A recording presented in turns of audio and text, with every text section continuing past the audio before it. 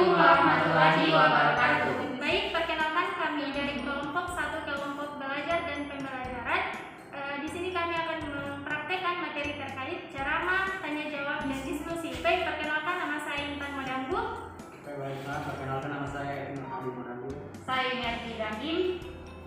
Oke, baiklah, sebelum mempraktekkan ketiga materi tersebut terkait ceramah, tanya jawab, dan diskusi, di sini kami akan menjelaskan ketiga poin tersebut. Yang pertama ada diskusi. Nah, diskusi adalah sebuah proses yang melibatkan 2 atau 3 atau lebih audiens di mana mereka saling berintegrasi secara verbal dan saling berhadapan, di mana mereka juga saling bertukar informasi, kemudian mempertahankan pendapat guna untuk memecahkan sebuah masalah. Kesannya tujuannya memberikan nasihat atau petunjuk-petunjuk pada audiens yang bertindak sebagai pendengar.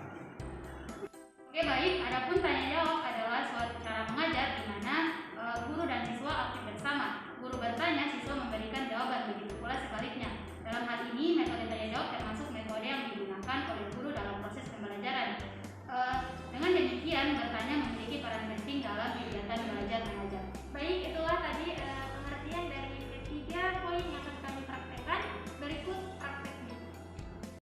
Assalamualaikum warahmatullahi wabarakatuh. Saya Miati Ibrahim selaku moderator yang akan membimbing jalannya diskusi pada siang hari ini. Kali ini kita akan membahas terkait dengan topik kuliah online yang akan dipaparkan oleh saudari Intan Modanggu. Waktu dan tempat saya persilahkan. Baik, kuliah online disebut juga learning atau online course adalah sebuah proses perkuliahan dengan menggunakan teknologi informasi atau dengan kata lain menggunakan internet. Nah, dalam perkuliahan online ini atau kuliah non tatap muka, mahasiswa tidak dituntut rutin datang ke kampus. Kuliah online juga merupakan salah satu sarana pembelajaran interaktif. Dosen dan mahasiswa dapat berkomunikasi dengan menggunakan media internet. Dosen dapat memberikan materi kuliah baik berupa file, video maupun tulisan atau teks. Dengan kuliah online, seorang dosen juga bisa mengajar di beberapa tempat secara bersamaan. Oke, baik, itulah pemaparan dari saudari Intan Modanggu terkait dengan topik kuliah online di masa pandemi. Nah, dari topik yang dibahas tadi ada beberapa pertanyaan yang akan dilontarkan kepada audiens. Yang pertama yaitu menurut audiens, apakah kuliah online di masa pandemi sekarang apakah efektif? Menurut saya, efektif atau tidaknya perkuliahan online bergantung kepada berjalan atau tidaknya sistem pembelajaran, kelancaran akses sinyal, hingga keterlibatan aktif dosen dan mahasiswa. Kuliah online bisa dikatakan efektif ketika suatu universitas benar-benar tidak bisa menggelar kuliah offline karena aspek kesehatan dan keamanan. Ada lagi pertanyaan yang dilontarkan kepada saudara, bagaimana sistem perkuliahan online di masa pandemi? Menurut saya, sistem kuliah online dilaksanakan dari jarak jauh di mana antara dosen dan mahasiswa bisa melaksanakan pertemuan secara virtual atau bisa pula melalui media perpesanan seperti grup WhatsApp, Messenger, Google, Classroom, hingga Telegram. Oke, baik, terkait dengan sistem perkuliahan online, adakah bantuan kuota belajar gratis untuk kuliah online? Baik, saya akan menjawab pertanyaan dari Miati Ibrahim. Adakah bantuan kuota belajar gratis untuk kuliah online? Ya, memang ada. Karena periode ini baik dosen maupun mahasiswa akan mendapat kuota belajar Kemendikbud untuk kuliah online masing-masing sebesar 15 GB per bulan. Itu menurut saya. Terima kasih. Oke, baik. Nah, di beberapa kuliah online atau sistem pelaksanaan kuliah online, apakah ada kekurangan atau hambatan dari kuliah online tersebut? Hambatan yang biasa hadir dalam kuliah online yaitu sulitnya akses sinyal internet dan mahalnya biaya pembelian kuota dan mahasiswa yang keberatan membayar UKT dan masing-masing lain. Oke, baik. Nah, terkait dengan kuliah online atau kuliah offline, menurut audiens, apakah kuliah online dibanding dengan kuliah offline mana yang lebih efektif?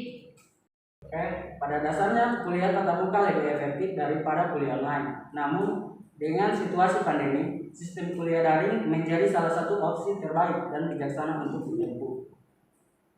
Baik, dengan mendengar beberapa pendapat atau argumen dari audiens, menurut pemateri sendiri, apakah perkuliahan online ini sudah berjalan secara efektif di Prodi Pendidikan Geografi?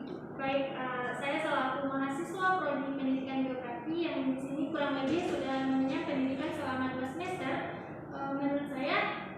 ini berjalan efektif, namun kembali lagi tidak ada yang sempurna di sini. Pasti ada beberapa kendala yang kami rasakan, misalnya ada kekurangan sinyal dan lain-lain.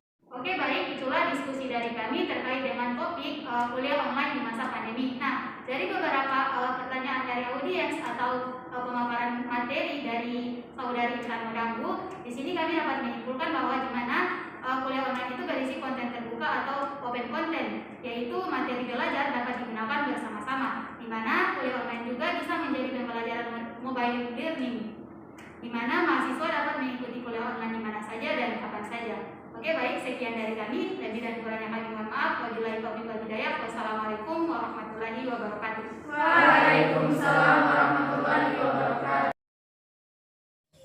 Innal hamdalillah nahmaduhu wa nasta'inuhu wa na'udzu billahi min syururi anfusina wa min sayyiati a'malina. May yahdihillahu fala mudhillalah wa may yudlil fala hadiyalah. Asyhadu an la ilaha illallah wa asyhadu anna Muhammadan abduhu wa rasuluh. Ya ayyuhalladzina amanu taqullaha haqqa tuqatih wa la tamutunna illa wa antum muslimun. Ya ayyuhalladzina amanu taqullaha wa qulu qawlan sadida yusli lakum amalakum wa yaghfir lakum dzunubakum wa may yuti'illaha wa rasuluhu faqad faza fauzan azima amma ba'd. Oke, baiklah, di sini saya akan membawakan ceramah singkat mengenai ilmu. Ma'asyiral muslimin rahimakumullah. Ilmu adalah sesuatu yang Allah titipkan kepada kita. Karenanya kita wajib menjaganya dengan penuh amanah. Amanah pada ilmu artinya kita cari ilmu dengan cara yang benar. Kita pahami dengan pemahaman yang benar dan kita sampaikan dengan benar. Mencari ilmu dengan cara yang benar artinya mempelajari ilmu itu dari guru yang terpercaya dan memiliki sanad keilmuan yang bersambung kepada Rasulullah Shallallahu Alaihi Wasallam. Memahami ilmu dengan pemahaman yang benar artinya memahami ilmu itu sesuai dengan pemahaman para ulama ahli sunnah wal jamaah, dan menyampaikan ilmu dengan benar artinya ilmu yang telah dipelajari disampaikan sesuai dengan apa yang disampaikan oleh para ulama, tidak ditambahi dan tidak dikurangi. Menjaga amanah harta adalah penting, tapi menjaga amanah ilmu jauh lebih penting.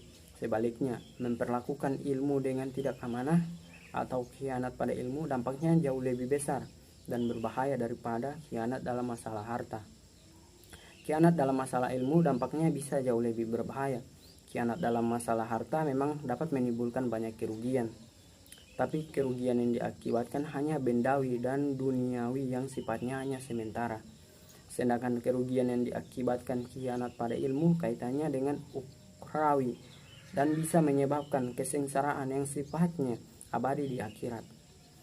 Hadirin yang berbahagia, seseorang yang tidak amanah dalam masalah ilmu bisa menjadi sumber bencana bagi orang banyak.